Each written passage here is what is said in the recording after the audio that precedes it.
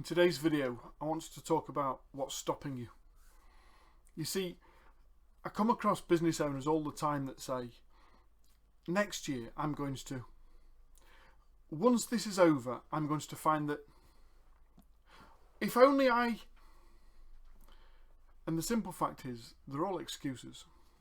They're all reasons that we tell ourselves as to why we haven't yet done the things that we know that we ought to be doing in order to be different or from in a different place to where we are right now. You know, we've heard the Einstein expression of the definition of insanity being doing the same thing again and again and again and still expecting a different outcome. And we've heard the old adage, if you always do what you've always done, you'll always have at best what you have already. So why is it that we have got such an apathy towards trying to do something different? Why is it that we are unwilling or unable? What's stopping us from being able to apply some new learning, to take some risk, to do something different, something new, something exciting, in order to be able to get us closer to where it is that we set out to be? There's a whole reasons as to why that might be so. So today I want us to look at what's stopping you. And I'm going to break this down into a couple of separate bits. And first of all, we need to understand that very few people like change. We're not that good at change. We like to be able to feel comfortable in our environment. We like to be confident in where we are and what we're doing. And the moment we start to push boundaries, the moment we start to be able to change it up and to be able to push ourselves and push our business forward, we move into that area of uncertainty, of nervousness. And as a result, we start to find reasons or excuses as to why we don't want to be here anymore. I think it was Mark Twain that said, if you're uncomfortable with change, simply learn to become comfortable at being uncomfortable. In other words, change is always going to be change is always going to be there. We simply have to be willing to adopt to a new method of welcoming that and accepting it for what it is in order to be able to find a way forward and move forward ourselves.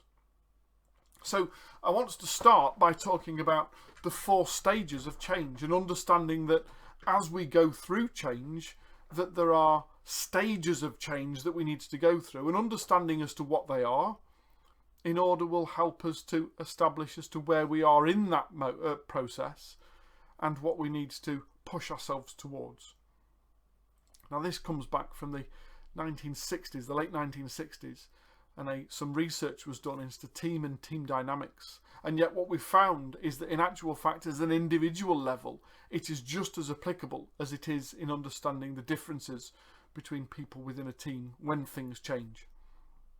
Now this for me was particularly relevant, having served for the first 12 years of my working life as a soldier in the army. Now we were very, very used to change. Ironically, in the army, it doesn't matter how much exercise that you can have and planning, you're always surprised by what the enemy comes up with. So we became quite averse to the norm. We were always trying to push the envelope. We were always anticipating the unexpected in order to be able to test ourselves and find out how resilient we were to adapting to our environment, to adapting to the circumstances that we were presented with. And what I've found is that's been a real key to me, being able to, not only in my own business, adapt quickly to change, but also to be able to help others to do so also.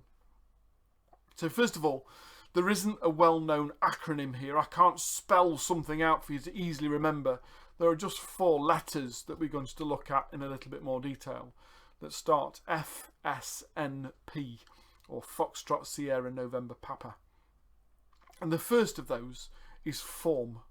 When something happens, it has to first form. There's no point anticipating what could happen, because ironically we get ourselves into a whole state of fear and anxiety over something that may never happen. So first of all, the incident actually has to happen. The change has to occur in order for us to move from where we were previously to where we now find ourselves. A new norm, something forms, a new set of circumstances. At the time of recording this, we're still going through the COVID crisis in 2020. We've just been through 3.5, nearly 4 months of lockdown in the country here in the UK. So something significant happened worldwide which caused a new set of circumstances to be about, a new formation of something that happens. And initially, we go into a state of flux. We go into a state of I don't like change. It's considered in this acronym as S for storm. We create a storm within our own minds, within our own bodies, within our own actions, within our own intent. We don't like change, so we continue to want to go back to what it was that we knew, where we felt more comfortable and safe. So we've moved from form to storm. We're in a state of flux. We don't know what's happening. Some people refer to it as, I feel like I'm having a washing machine week. We're just tumbling round and round and round and not necessarily understanding as to what and where and when and why and how. We haven't got any points of reference to be able to understand as to how to be able to get our bearings and what we need to do to survive and thrive. And then eventually, like I say, at the time of recording this, we're just into our 4th month of now a slightly more relaxed lockdown situation since the Prime Minister first announced the lockdown at the end of March this year. And as a result, we've moved to a new type of normal. As from S, we move to N, norm. Form, storm, norm. And in here, we've now started to find a way of being able to steady the ship, as it were, to be able to find a way forward. It's now becoming the new normal of social distancing and wearing a mask when you're in public or outdoor spaces or shared spaces. So a new norm is forming. And yes, there are still those that hanker on to what used to be. But the simple fact is that used to be. It isn't any longer. We've now started to accept hand sanitisation in the front of every shop and being more considered with regards to where we stand in relations to other people. We've created a new set of normal. And from this, we will move into performance. A new set of guidelines and regulations and rules to which we now all apply, and it becomes the new normal. It becomes self-perpetuating that we're back to the same circle again. So just to quickly reiterate those before we move on: form, storm, norm, perform. The only thing I need to make you aware of is the fact that there are certain circumstances, certainly in the military, when change happened unexpectedly, where we didn't have the time. We weren't afforded the privilege of being able to have that time of reflection, of storm and norm. When the enemy is well upon you and the incoming fire is close by, you haven't got a chance to be able to sit and have a discussion or a strop about, but I want to go back to normal. That isn't possible. So it is possible to be able to force an environment, because of the circumstances we find ourselves in, it is possible to go from form directly to perform, to move into a new set of circumstances and straight away, immediately move into the performance phase and be able to work effectively in that environment. It is possible. However, what's also been found and tested again and again and again and proven all the time, that the moment that environment starts to become a little safer, the moment that the threat, the insistence, the need for us to have to perform, the moment that reduces slightly, then psychologically we still go back to that storm and then settle into a new norm before we subsequently continue to perform again. Psychologically, we have to go through those 4 phases, and even if we're pushed from 1 to 4, the moment the pressure is off, we will automatically divert and divert back to 2, to storm, to go through norm, to subsequently move back to perform. And as a business owner or business manager, if you've got staff or employees, but even members of the public, maybe clients or customers, we need to understand that just because we may have moved from F, S, N and now at P, that this is an individual thing, that people do move through this model at their own pace. And whilst it might be that you're now kindly and ready in the performance phase, that there are still others, either on your team or suppliers to your business or customers or clients, that are still in the storm phase, that are still getting used to what's happened. And it's all right, we are in performance mode, but if we're not sympathetic and acknowledging that somebody else is in a different stage to us in this process, then it's unlikely that the communication we use is going to have the same impact as it would have done if we were both in the same phase at the same time. Therefore, it's key when we go through stages of change to be able to understand or acknowledge, or at least try and recognise the stage of development that they are at, the person that you're trying to communicate to, and to tailor our communication in order to be able to have a far better impact. However, there's something else I wanted to quickly share with you in today's video, and for that I really do need you to grab a pen and paper, because I'm going to ask you to draw a large noughts and crosses board in order for you to be able to understand some of the things that might be preventing you or members of your team from applying themselves and getting started, getting into the zone and applying themselves and working at that level. So first of all, go and grab a pen and paper and make sure that you've drawn a large noughts and crosses board in order that you can write something in each of the 9 segments. For those of you who aren't familiar with noughts and crosses, where have you been for all of your life? Simply draw 2 diagonal lines and 2 horizontal lines and make a 9-figure grid.